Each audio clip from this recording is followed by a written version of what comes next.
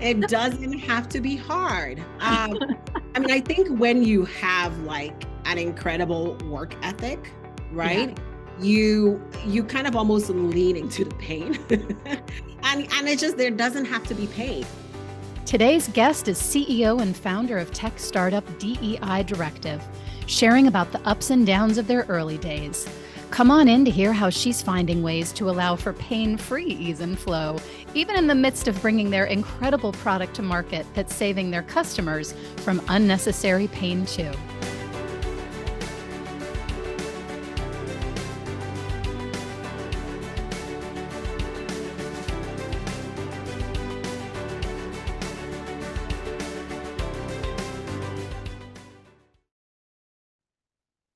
Welcome to Transforming Millions, where women leaders get real about what it really takes to make world-changing impact without life-sucking consequences. Today's guest is CEO of a cutting-edge technology company, DEI Directive, which helps organizations drive, track, and measure diversity, equity, and inclusion impact so they can unleash increased employee engagement, innovation, and profitability. She is passionate about helping organizations create DEI-optimized workplaces to drive real and sustainable results, connecting organizations to solutions that can move them from talk to impact. I am so pleased to welcome to today's show, Malobi Achike. It is so great to have you here today, Malobi. Thank you for being with us. Thank you, Spencer. I am so thrilled to be here with you today. I'm so thrilled to have you here. And it's been a while since we've talked. Yeah, Has been a while. So Malobi and I had previously worked together. She came to a retreat that I offered, in fact, happens to be next door neighbors with one of my longtime clients. And the neighbor for a while was saying, you have got to meet Malobi. She's amazing. And she would benefit so much from what she could get. And so anyway, came to the retreat and then was part of a mastermind for a while. And so it's been a while since we've caught up, and I'm excited to get caught up on some of what's the latest with your business here today. So thank you. And I'm telling you, that retreat was fabulous. So thanks again. Well, thank you. Malobi is one of our testimonials in an awesome sizzle reel that I had my video guy create for it. So, and you look fabulous in it too. All right. So to kick us off today, Malobi, can you share a little about your journey of how you got here? Because I know you had a different career path up until around time of the pandemic, and then made a really big transition. Can you share some of how you got here and why you're so passionate about what you do? Yeah, no, definitely. If you were to tell my younger self that this is what I would be doing, I would not believe you. Let's just say that. So, my career I really started in law. I was an attorney. I graduated from University of St. Thomas in Minnesota, and went on to practice law for a little bit. At some point, really felt like I wanted to get into the corporate environment. So I transitioned actually quite quickly, working for a company that was a leading technology company in the legal technology space. And there, I really started, in an entry-level position, and kind of moved around and, flexed those muscles, learned a lot of things. I was with that company for, I think, about 13 years. And yeah, I know. And while I was there, being in a corporate environment, you don't see as much diversity, right? So I quickly became very involved with their diversity efforts. So working and leading the, Black Employee Network group, as well as leading the women at the company's community outreach group. So that really taught me a lot and really opened my eyes a lot to not only the status quo at an organization, but also just how organizations go about tackling, inequities and lack of representation within their organization. So fast forward to the beginning of the pandemic. At that point, I was really just thinking, I needed to go in a different direction. Had been with a company for a long time, had a lot of different experiences that were really very enriching for me personally, but just really needed to go and flex a different muscle. Mind you, at this point, I'm living in Charlotte. So my family, has since moved from Minnesota. And so I made the decision. I was actually one of the early great resignations. I made the decision to put in my 2 weeks notice at the beginning of the pandemic.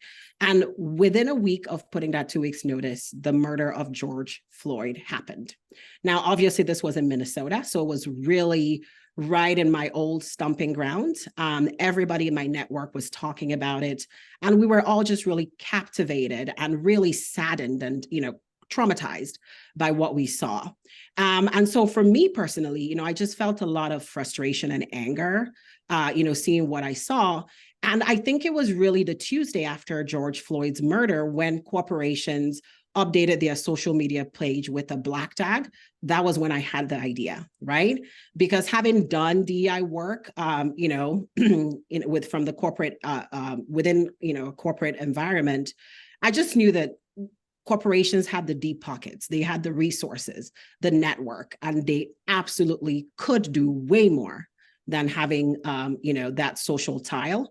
And that was when the idea of DEI Directive sparked, and here we are.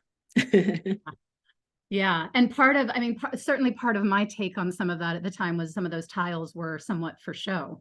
I mean, not necessarily that it was outright lies or misrepresentation, but more like, okay, how at the core of the company culture do you really mean this versus you're doing it because it's what everybody's talking about right now and you want to look like you're, on board with the trend.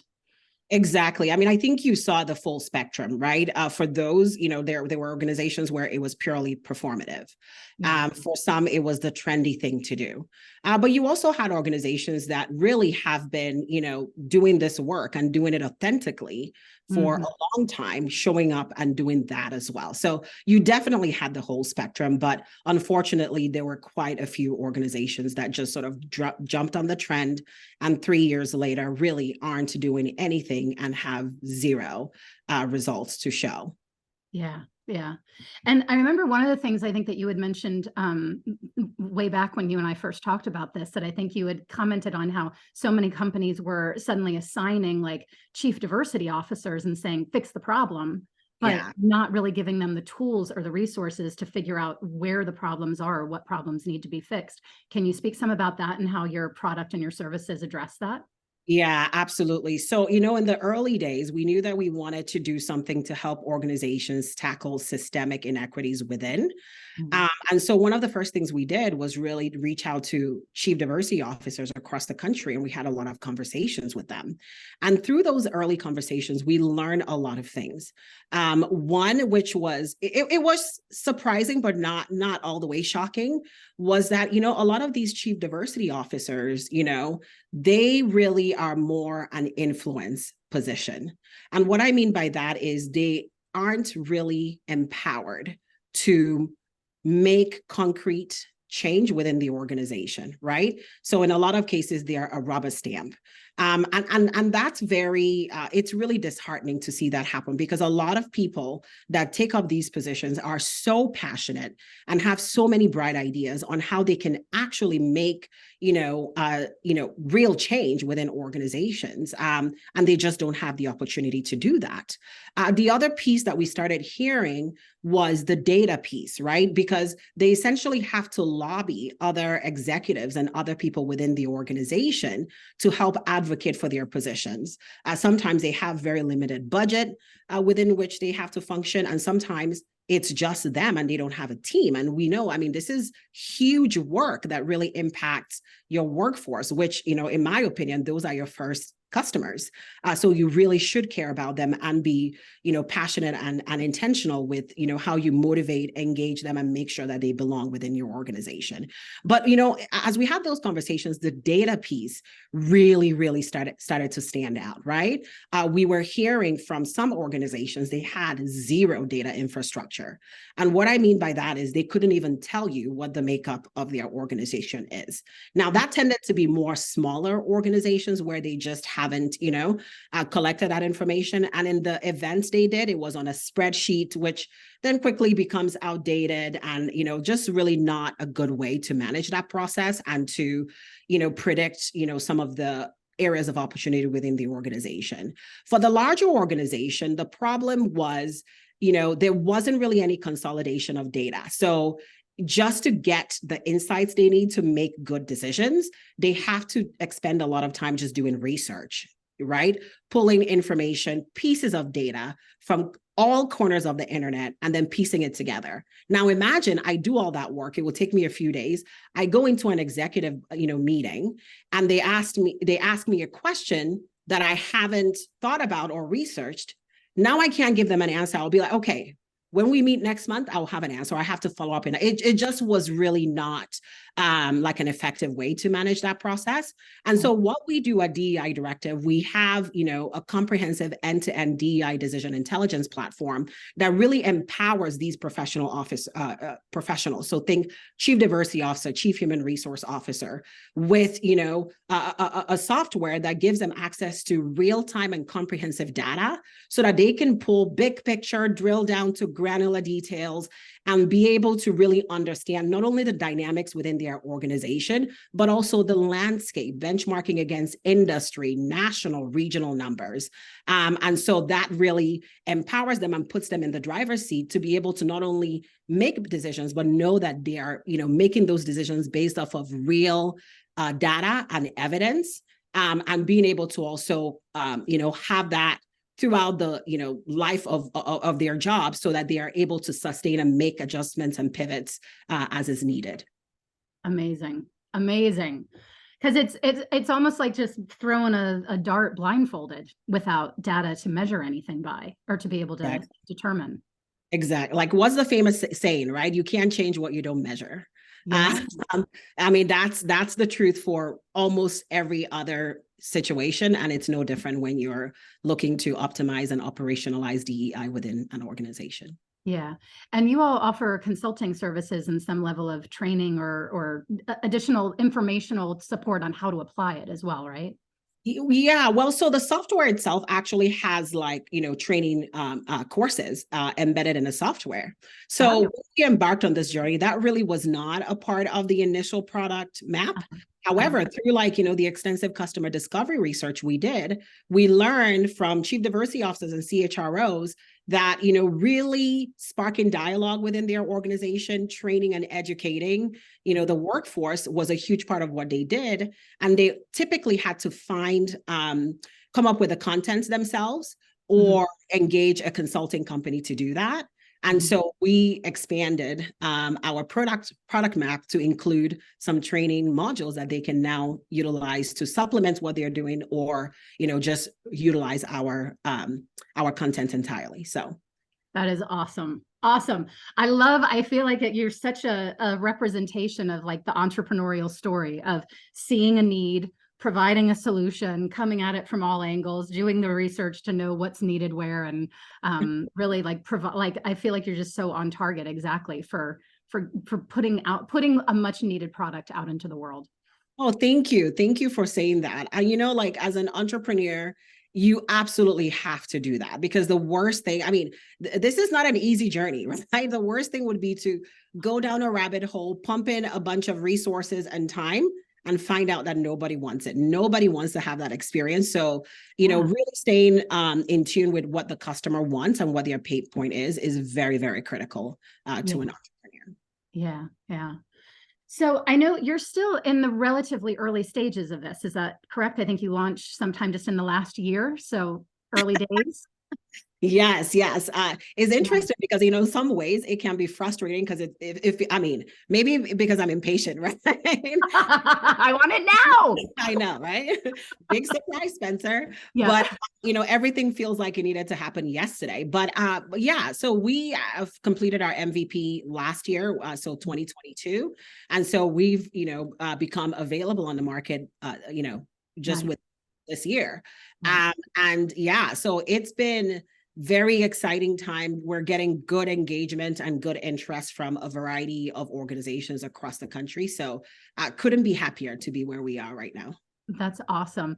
So I know it, like being in the early stages, you don't have like hundreds of client stories yet or anything, but are there, what would you say are like some of the best or most fulfilling moments of what you do, or feedback you've gotten from clients that kind of had you go, wow, this is what it's all about?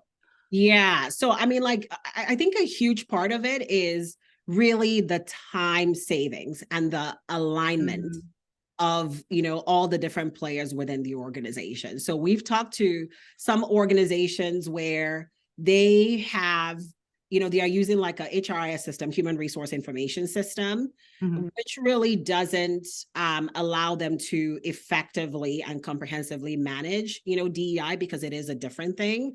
And so what they typically do is create a bunch of like homegrown systems.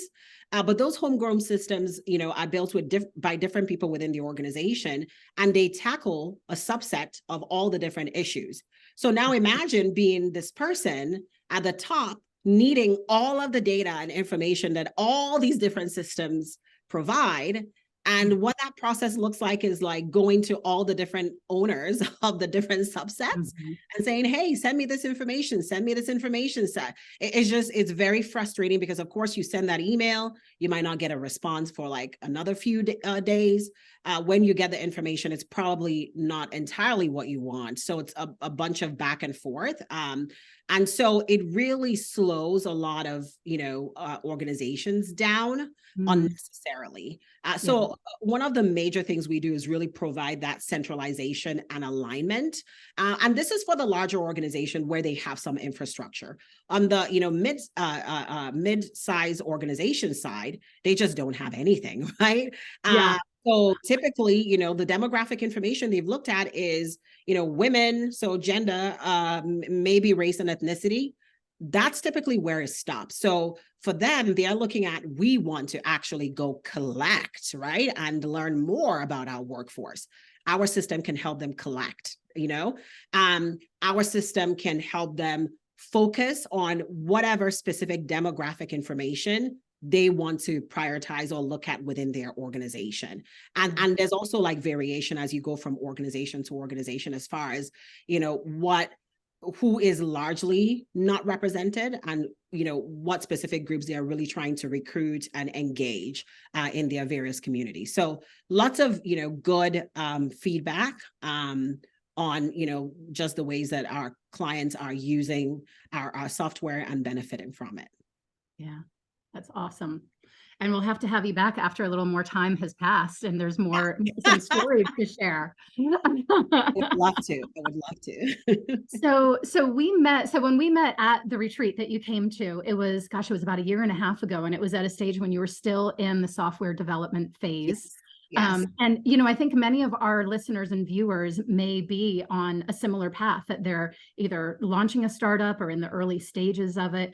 And so I'd love if you'd be willing to share some of what, if we can kind of go to that moment, then maybe we'll get to some more recent ones. But what were some of the challenges at the time that you were facing as you were in the midst of development still? I remember there at the retreat, there were one or two things that really stand out in my mind, but I'm curious what you can you share some about what some of the struggles were at that point for you? Yes. I mean, I think I'm chuckling as I say this. I think the biggest one, and when I hear this sentence, I hear it in your voice, Spencer. Yeah. It doesn't have to be hard, Malobi. Right? It doesn't have to be hard. I mean, I think when you have like an incredible work ethic, right? You kind of almost lean into the pain. and it's just, there doesn't have to be pain. And I know one of the things that we really talked about at the retreat was asking who, not how, right? Because I was really just twisting myself into all sorts of shapes. Feeling all the pain that comes, with that, by trying to be every single thing and have every single expertise for my business. And that just was not necessary. Now, with saying that though, I do want to be completely transparent and recognize that obviously a huge part of why a lot of entrepreneurs, especially at the early stages, do that is because of financial restraint, right? I mean, absolutely. It's scary to start hiring people and know that you have people's lives in your hands, their well-being. Exactly. People's lives in your hand, well-being, and also you just don't have the capital, the money to pay them. I mean, that's that's what I mean by people's lives in your hands. If you can't pay them, they can't buy food, put food on the table, or keep exactly. And so I think like at the early stages, there's a little bit of anxiety taking that step to bring people on, because for most entrepreneurs, you want to be really, really sure, right? I don't want to bring this person on and then have to disappoint them 2 months and be like, sorry, no money, can't You afford gotta it. go. So Yeah. you really want to be thorough, right? So those were some of the things I was dealing with then. Obviously, back then, we didn't even have a product, right? So we had done extensive market research. We had our prototype, and I believe we were raising at the time so that we can, have the capital to go build the MVP. And so that was the stage that we met. So Yeah. lots of, just great lessons from that retreat, and also the opportunity to interact with the other women that were at the retreat was Mm. a major plus, because you get to Yeah. learn from all the wonderful things that they're doing right, and some of the lessons that they've learned in their journeys as well. Yeah, absolutely. Yeah, that was awesome. The collaboration and the sharing of ideas and, well, have you thought about this, or that sort of thing was great. So I remember one of the things too at the time was you saying that you were the bottleneck. You were like, I'm the bottleneck. I'm the bottleneck. And I think that's such a common thing for so many entrepreneurs, especially in the leadership positions that, can you share a little about that, about how, like, what was the turning point for you from being the bottleneck and trying to do all things and the fear of bringing other people on? Like, what was sort of a magic moment that shifted for you then to open that up? Yeah, I think, like as a founder too, in a lot of cases, your business feels like your baby, right? Yes. So it's this thing that you are so intimately connected to. And there's a lot of fear of letting go and inviting other people and having them make decisions independently of you. And, just there's just that element of control.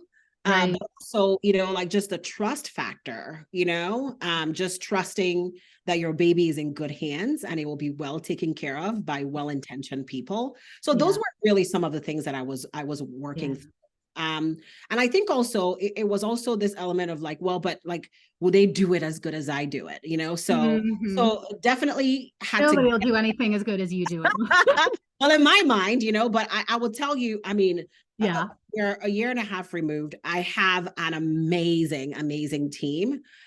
These people are brilliant, intelligent. They are proactive. They are accountable. So there was really no basis for that fear. You know what I mean?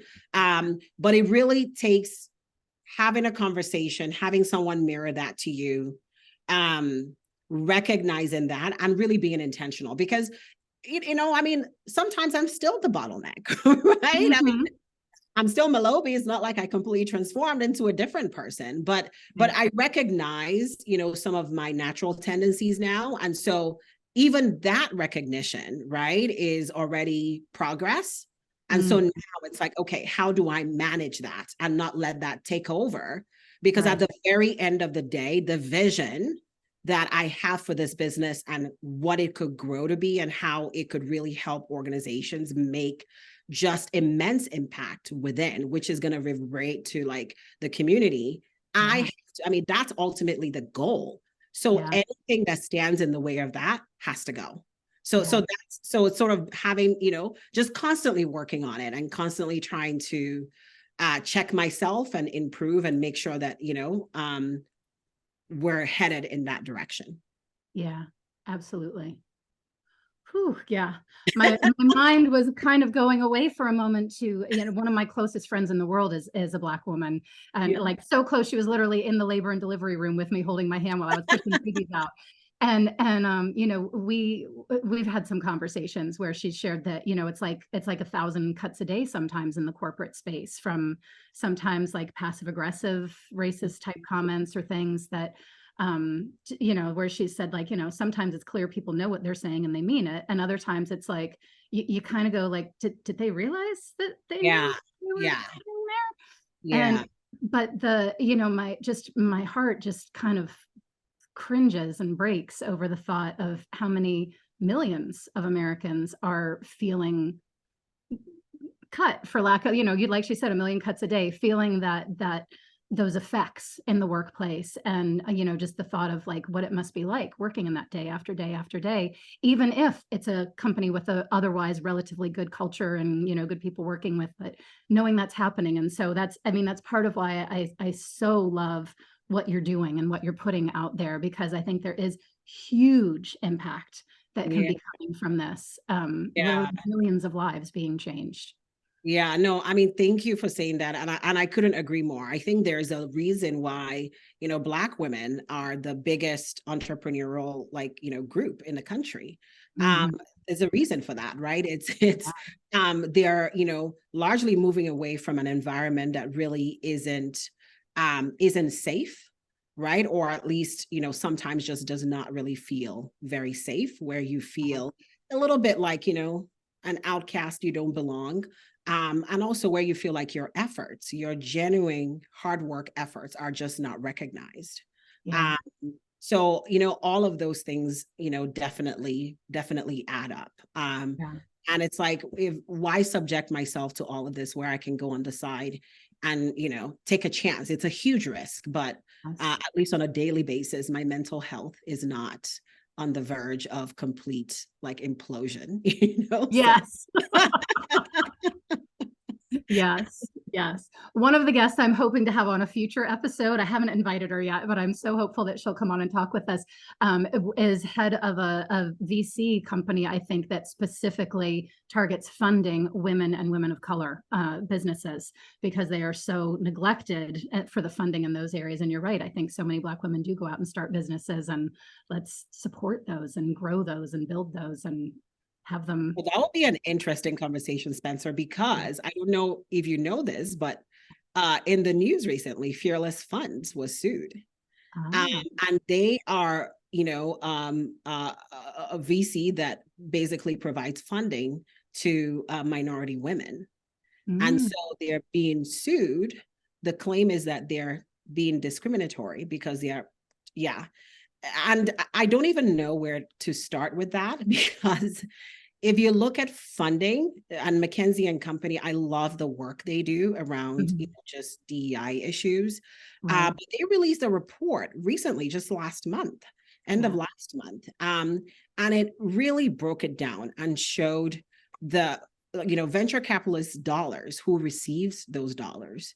So Mhm, if you look at every other demographic except for white men, and mhm, then white men, right? White men receive more funding than all the other groups combined. mhm, Okay. And Black women get 0.2% of all funding.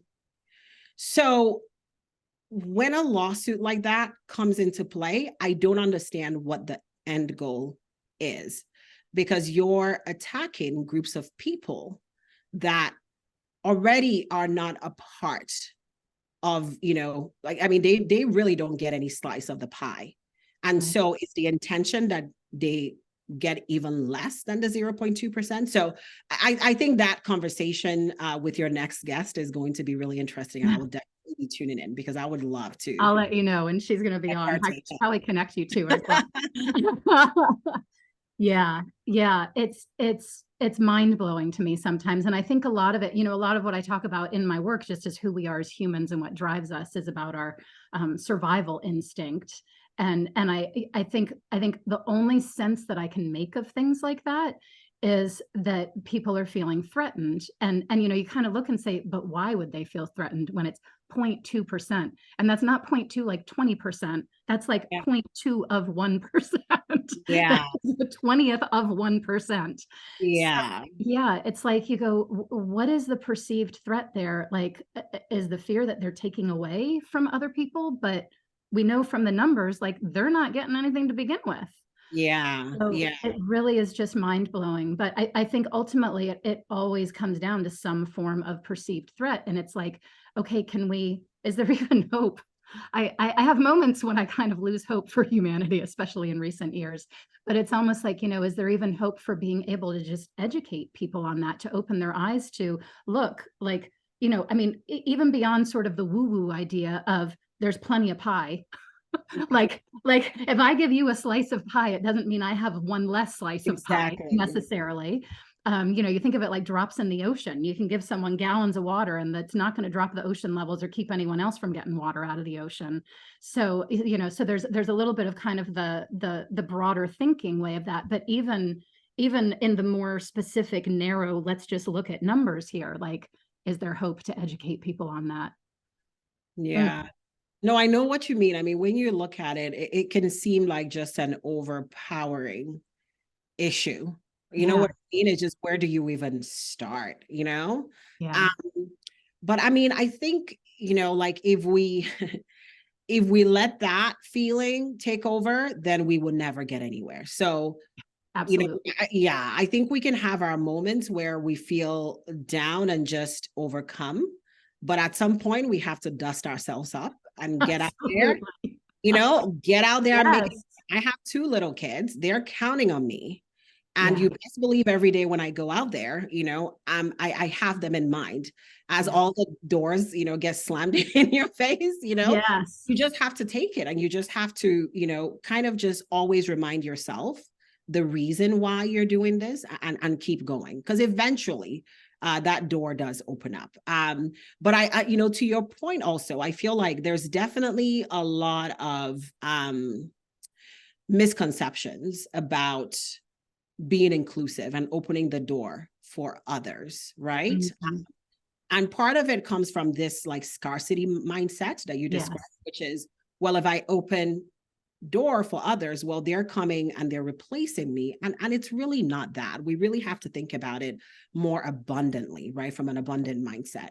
Mhm. And there's a lot of research. I mean, we as a country, we lose organizations that don't embrace diversity, DEI, they lose, right? And what I mean by that is, if Black and Latino entrepreneurs, for example, if they have access to capital, and let's say they perform at the average rate that every other entrepreneur performs, Mhm. I believe the number is that would actually lead to, I believe it's $2.6 trillion into the economy. Wow. So we're losing as a country by not fixing this problem, right? Yeah. Same thing within organizations when they are not optimizing for DEI and really bringing in people with different backgrounds, right? And diversity is not just like a race thing. It's not a gender thing. I mean, it's way beyond that, right? You have members of, LGBTQ community, you have veterans, Mhm. so there are so many dimensions to it. But if you're really not trying to be inclusive and find a way to make room for, different types of people, Mhm. then the innovation and the marketplace of ideas, that suffers within your organization, Mhm. right? Not to talk about, it impacts your ability to have a global reach, Yeah. right? It impacts your ability to attract a larger market share, because now, if you have a homogeneous workforce, they're pulling from their experience, right? They don't know what the experience of other people that don't look like them look like, and so you miss all the nuances that allow you to design and optimize a product that's going to have a wide appeal. So they're actually beyond the moral and ethical imperative. They are actually concrete business justification and imperative to really embrace this work and to be intentional and committed to it. And it's not just Malobi saying it. I mean, there are plenty of studies from very reputable, organizations like McKinsey. I love the work McKinsey and Company does on this, but there are many others that are, pumping out a lot of research from, that are years old, that really underscore why this work is important. Yeah. Yeah. So important. So what's next for you and for DEI Directive? So you've launched your product, you're getting out into the world. What's next? And let's just start there. What's next? Yeah. So, really what is next is we are in growth mode, right? So we are really looking to connect with chief diversity officers, chief human resource officers at organizations. We're specifically working with like mid-size organizations. We do work with enterprise too, but mid-size organization is really our bread and butter. So that's really what we're focused on, is doing that and really providing good experience and service to our customers. And then after that is really is our team, right? Growing the team and bringing all the right players, just to make sure that we are continuing to be very customer focused and have all the players in place to service the needs of our customers. So that's what I'm focused on. Very nice. And what is there any like big challenge, a key challenge right now that's at this stage of growth for you? I mean, the challenge honestly is time. If only there were more. I know. If only I can have like 30 hours in a day, that Yeah, will be great. But right. yeah, I mean, that's always, the challenge, right? Because I mean, I have a team, but we are a team of about 15, right? Mhm. And so really being able to because I still have to wear like different hats and Mhm. all of that. So that's always going to be a challenge. Is just Right. how do I maximize my time?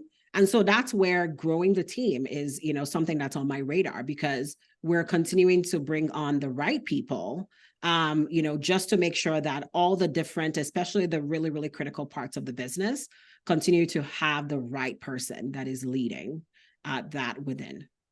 Very nice. Very nice. So is there anything you'd like to leave our audience with as far as like what would you say is maybe the most important thing people need to know about or remember about succeeding in business or launching a startup? Any nugget you want to leave? Yeah, I mean, I think the biggest thing would be find a community. Mm, You must find a community. It's a lonely, lonely, path to travel, especially in the early days, is your brain and your ideas and a laptop, right? I mean, that's typically where it right. starts. You find Right. yourself just like talking to yourself and maybe everything sounds good and some terrible ideas start to sound good. So it's so it's really important to just really find that community, and you can find it in other entrepreneurs that are at different stages. Mhm. I think pretty much every city there are entrepreneur support organizations. So Mhm. find your chamber of commerce, find your small business development center, find those entities because they will help you expand your network, and a lot of them offer early on entrepreneur training that helps you think about some of the critical things at that stage, like creating your your business plan, your business model canvas, and things like that. So I would say that that's really, really important, and it makes this journey a lot more palatable. Yeah. Yeah, yeah. So Honestly, that's part of what's behind my passion and desire for having retreats and mastermind type communities is that idea of bringing people together, having that network of close knit, like be able to really tell the truth with each other and be honest about where you are and be able to say, oh my gosh, I can't believe blah, blah, blah is happening. Or where do I go from here? Or being able yeah. to cheer each other on and lift each other up and everything. So I love that you said that about communities. Yeah. And whether they be local or virtual or from afar or travel to or whatever it may be, community is everything, I think, in the beginning, especially. Absolutely. Absolutely. I mean, I don't think I would have known where to turn for resources, people to speak to. I wouldn't have known any of that without seeking Yeah. that out. And I will tell you, over time, that community also expands. And then you Mm, start finding they start connecting you to customers or yeah. they become customers, right? So it's a really important investment to make early on. And I think if you do, you will be all the happier for it. Yeah. And to remember too, given in a relationship with what you said about the lack of time is one of the challenges. So I think it can be easy sometimes for people to think, oh, I don't have time for networking or I don't have time for that stuff. But it's like that's one of those things that sounds like you're saying make time for it. Oh, absolutely. Like you have to. And I understand. I mean, obviously, at the end of the day, you have a business that you're trying to, get started and have takeoff. And even when you have decided and settled on a product and you have your product, I think it's still really important to really maintain those, community relationships and, it's just really important to always make time for it. You might not be able to throw yourself into it as much as you did at the beginning, but Mm. I just think it's so important to still stay connected because there's just a lot of benefits and a lot of things that you learn that really helps your business. Yeah. Yeah. 100%. Awesome.